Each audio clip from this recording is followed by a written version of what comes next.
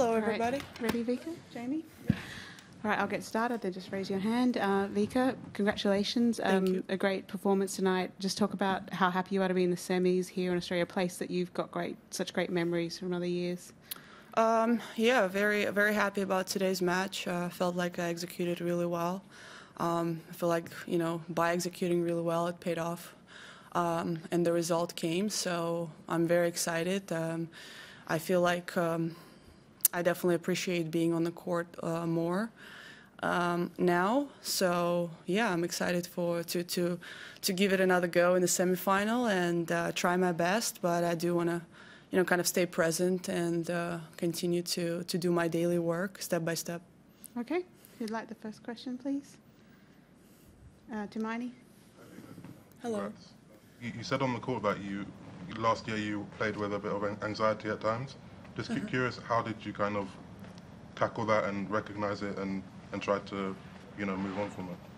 Well, I don't think you recognize it right away. I think it builds up until you hit kind of pretty bad spot where nothing kind of makes sense.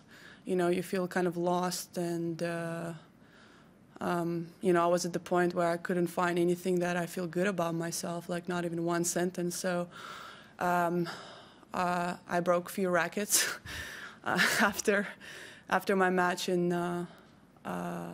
Ostrava. That was kind of a very tough moment for me. And from then I kind of tried to just take it more simple. I started with not trying to be positive and just trying to be neutral, not to go negative. Accepting the anxiety that I have, accepting the fear that I have, and kind of working through it. So that was step by step, and I kept trying to go a little step forward, another challenge, another step forward.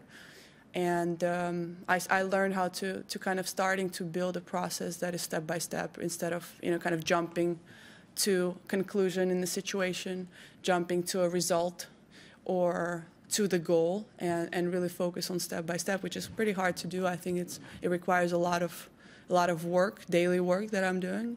But yeah, I'm pretty happy that the process that I'm going through makes me feel confident about myself, happy about myself, and helps me to, be more open, be more accepting, be compassionate. Compassionate was a very hard word for me to understand. So yeah. Okay, Howard. Just to kind of follow up on that, the anxiety and the fear that you're talking about, how much of that are you saying was manifesting itself when you're playing tennis versus when you're away from? Well, I would say definitely it's connected. I don't think that one goes without the other. I feel like tennis court, probably for everybody, but for me especially, triggers a lot of those fears, a lot of anxiety. It's kind of like an open canvas when everything comes there, when a high pressure moment, high stress moment, emotions, weird emotions come on the court, like sometimes like, what the hell are you thinking about on the court? But a lot of it is about, not running away from them, because a lot of times I've been taught, like, okay, I hear some people say, like, try not to think about it. It's like, what the fuck are you talking about, Like, how are you able not to think of anything, I understand the concept of being in the zone and things can feel slower or you hear sounds, whatever it is, but not to think about anything, that's a hard one for me to understand. So that is, it's just like a work in progress every day. Okay, Kat? What were the fears? Fears of failing is a big one, to not be able to do what I want to do. So subconsciously, sometimes it just stops you from doing it. And I think the point of being uncomfortable is scary. I've had panic attacks before, so for me to recognize the difference was a hard one. Okay, this gentleman here. What are the moments you enjoy most now when you're on court? What I enjoy the most is being able to accept everything that I'm kind of going through, You know, if I'm not playing well, I'm looking for a solution how to overcome that, which in a lot of cases, probably in the past, I would just react and be like angry or be whatever the emotions would come. So I feel like I'm enjoying the process, which is, you know, I feel like it's such a cliche thing to say, and a lot of people say that, but I actually mean that, because I think that even if I said it in the past, I didn't really understand it fully, and now I do. So I think that gives me gratitude and appreciation for that. Okay, David? Victoria, I was thinking back to, I think it was your match against Sloane Stephens 10 years ago now, and you leaving the court, and I just wondered, now that you've gone through this process in the last 6 months, a year, whether you now understand what happened back then a little bit more. I wonder whether what you might have said to yourself back then. What do you know? Do you know what happened 10 years ago? That's the thing. You know,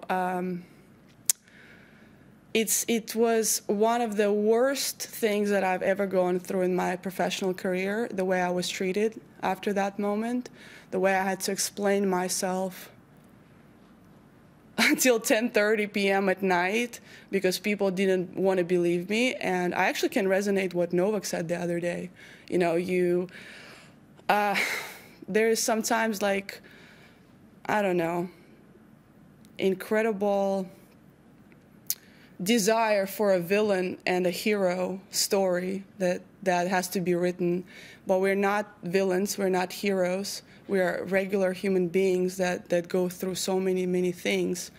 And the assumptions and judgments and, you know, all those comments are just shit, you know, because nobody is there to see the full story. And it didn't matter how many times I said my story, it did not cut through. So actually, it's funny that you're saying that, because I was thinking about it. It took me 10 fucking years to get over it, you know, and I finally am over that.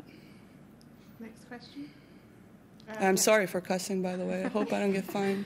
Just Australia, it's fine. Yeah. okay, yeah. Go Vika, congrats on the win tonight. So talking about all this, you know, the 10 years of getting over these emotions, what would it mean to you to break through again and win your third major here? Too far to think about that. I think that my question to earlier, you know, questions kind of gives you a little bit of a glimpse of how mentally I am, is trying to work through the process. So thinking about winning, I mean, it's there, obviously, you know, kind of flying around the thoughts. But I don't really want to take my mind there. I just really want to focus on something that works for me, that keeps me focused, that keeps me, I wouldn't say calm, just keeps me at peace. I think that is a very important part for me, to be at peace. We'll go Courtney and then Jonathan. Courtney. Vika, just on today's match, in terms of what you were trying to do out there and execute, it's been a while since we've seen that level front to back.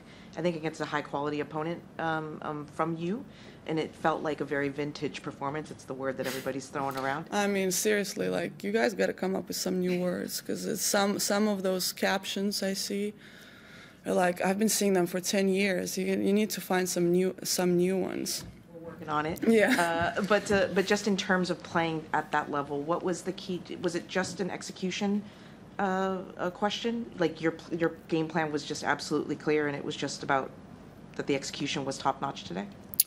Probably a little bit of both. You know, I felt like I've actually played some really good tennis from the beginning of the year. I had some incredible matches in Adelaide, very tight, very good quality. I just wasn't really able to, you know, turn them into my way. But I felt also that kind of gave me that experience of those momentum shifts and what to do in the moment. So I feel like that helps me to execute in the important moments a little better right now.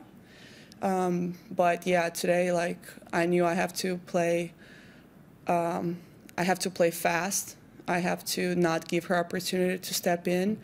and I have to mix it up because, you know, level here, hips level is nobody better than Jess. She just doesn't miss.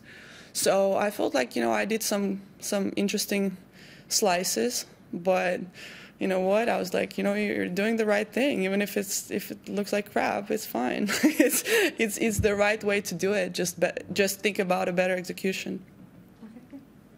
You talked about assumptions and judgments. I'm just wondering if you can expand a bit on that, what you think they were, and why you think you received them.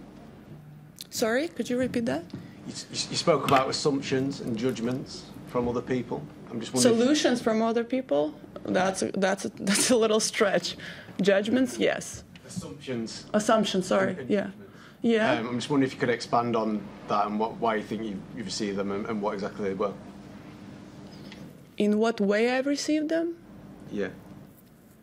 I'm puzzled. How can I explain that? I mean, I've been called that I'm cheating, that I'm faking, that I was trying to throw people off their game. You know, it's everything that is so wrong about my character if somebody actually knows me.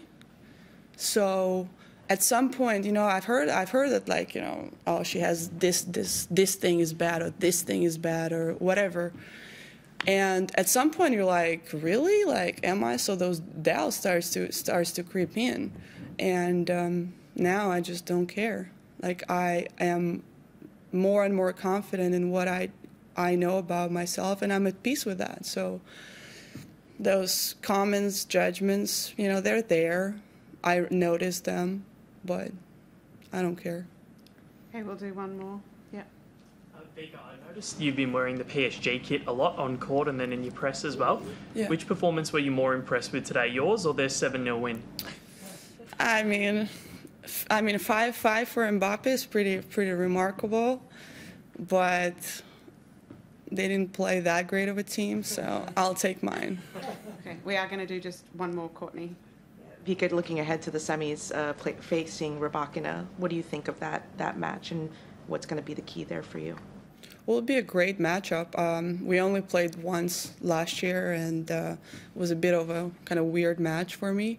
So I'm looking forward to having that challenge. She's an incredible player. She won Wimbledon last year, so she obviously, and I think, you know, maybe she had a little bit of up and downs, but she's a very, very good, solid player. I feel like her ranking obviously doesn't tell a full story. And yeah, she's very powerful, big serve, but you know, she's in the semifinals, so she's obviously playing amazing. Had some really tough wins, good wins. So yeah, it's going to be a big challenge. I'm excited about that. All right, thank you. We'll switch to Russian. Спасибо. Вы прошли немножечко такой путь, как Мары на этом турнире, который сыграл ночной матч очень долгий, и затем через 2 дня ему пришлось уходить. В принципе, вы справились. Вот вы можете рассказать свои ощущения после того матча, и как действительно потом приходилось готовиться, и нужны ли действительно теннису изменения? Я думаю, что да, что изменения какие-то, модификация должна быть какая-то.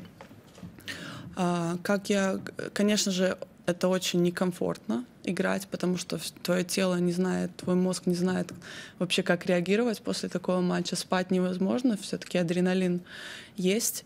И мне очень было тяжело уснуть, и я как-то пыталась вчера больше как-то отключиться вообще, что это теннисный турнир, поспать днем, не поспать днем, погулять, не погулять, как-то вот, ну вот, что чувствовала, то и делала. Вот, поэтому режим, конечно же, нарушен, но все-таки, я думаю, помогло то, что я сегодня играла поздно. Если бы днем, то это, конечно, было бы очень, очень некомфортно, наверное. Вот. И я думаю, что модификация должна быть, может быть, в том, что если игроки начинают позже, то и ставить их дальше позже, потому что все-таки твое тело как-то адаптируется к какому-то режиму. Вот, если начинается вот один матч ночью, второй в 11 утра, и потом вот эта вот разница, тогда это, конечно, очень неправильно. Но надеюсь, что после турнира в Совете игроков мы обсудим это. Многие теннисные мамы уже закончили. Что продолжает двигать вами, мамой Виктории Азаренко на теннисном корте? Какие еще новые свершения? Наверное, все-таки свой вот этот стержень внутри, который не дает, не то что не дает покоя, а подсказывает, что все-таки ты еще можешь чему-то научиться, ты можешь улучшить свою игру, ты не отдала все, что ты можешь теннису. Плюс мой подход, наверное, родителей — это показывать больше, а не говорить. Поэтому мне легче показывать то, что если ты работаешь, если у тебя есть какая-то мечта, и ты хочешь чего-то добиться, то, ну, для Лео, конечно же, то, мне кажется, ему восприятие будет абсолютно другое, чем я буду это говорить. Простите, что возвращаю вас немножко назад. У вас была ситуация непростая, когда вы действительно даже не могли на турниры заявляться именно по личным причинам. Да. Вот чему вас та ситуация закалила, как она вас закрепила вот, по прошествии времени? Ну, наверное, время лечит многое. И те личные моменты, которые мы прошли, например, с отцом Лео, сейчас дают плоды более хорошей коммуникации, понимания, и все-таки ты делаешь какие-то выводы.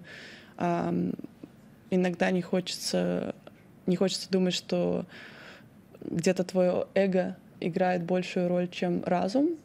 И я думаю, что в тот момент это было так. И на последний вопрос про чемпионку Булдона, про Лену Рыбакину. И скорее даже, вот когда вы были отстранены от Булдона, вам хотелось, и вы следили за происходящим на Булдоне, как в теннисном мире, или вы не смотрели тот турнир и как бы не обращали внимания? Я не смотрела турнир вообще. Но я думаю, что я все равно считаю, что Лена молодец, и вся вот эта клоунада, которая была сделана, не должна у нее отнимать ее заслугу. Она заслужила, она играла здорово, она выиграла, поэтому для меня она здесь как бы, ну, она ни в чем не виновата, она играла, она делала свою работу, поэтому для меня она заслужила свою победу. Спасибо, с победой еще раз. Спасибо. Спасибо.